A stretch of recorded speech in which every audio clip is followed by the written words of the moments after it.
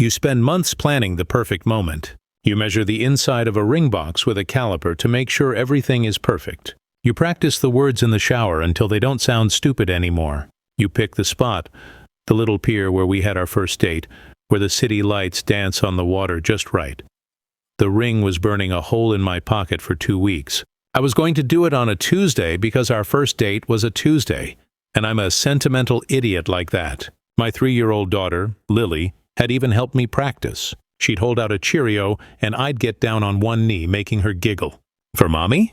she'd ask. "For Mommy," I'd say. My heart so full I thought it would burst. I'm a coder. I build worlds out of logic and syntax. My world was Sarah, Lily, and the application I'd been building for years. Aura. It was my third baby. A streaming platform designed to be fair, to be different. Sarah wanted to be a streamer, and I gave her the perfect, pristine stage to start on. I was her first subscriber, her first donor, her silent back-end support system.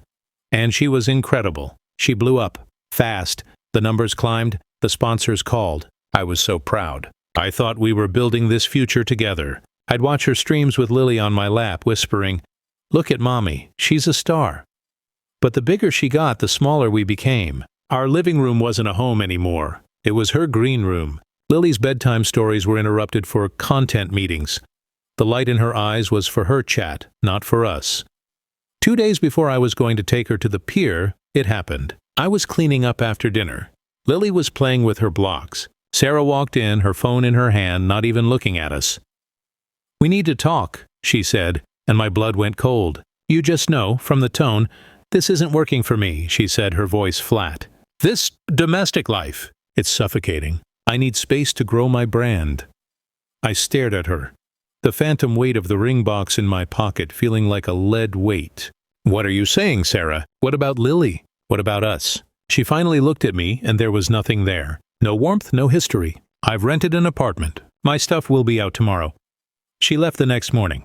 She gave Lily a quick, distant hug, like she was hugging a fan at a meet and greet, and walked out the door.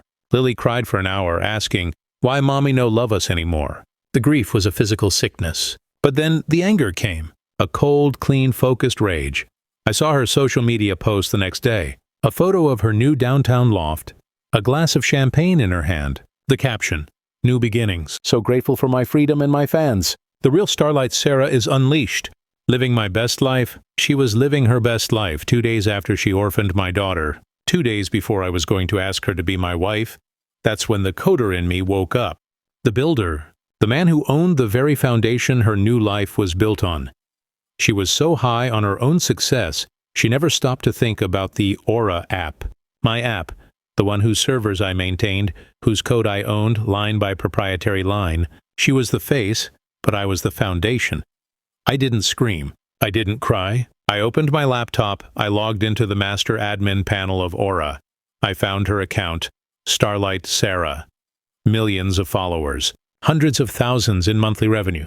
With a few keystrokes, I wiped it all. I revoked her partnership. I scheduled her entire video archive, every stream, every clip that built her brand, for permanent deletion. But I didn't just ban her. I wanted her to see the consequences. I wrote a custom script. The next time she tried to log in, she wouldn't see her dashboard. She'd see my message. I put Lily to bed that night, holding her a little tighter. I knew what was coming. The phone started ringing around 10 p.m. First it was texts. "Babe, my account is gone. Something's wrong." "Then this isn't funny. My career is on the line." I silenced my phone. I opened the admin panel and watched the live log. I saw her username pop up. I saw the system trigger my script. I imagined her, in her sleek new apartment, surrounded by unpacked boxes, staring at her screen as her entire world collapsed into a single devastating message. It wasn't a flashy page. It was a stark black screen with white system font text. It read, "Account terminated. Reason, breach of core. User agreement. Failure to uphold basic human decency. A platform is built on integrity. You abandoned yours. This action is permanent." Management. Management. That was the twist of the knife. She would sit there, in the silence of her freedom, and the truth would dawn on her. The man she thought was just her boring tech support boyfriend was management. I was the architect of her kingdom, and I had just pulled the blueprints out from under her feet. The social media meltdown was immediate.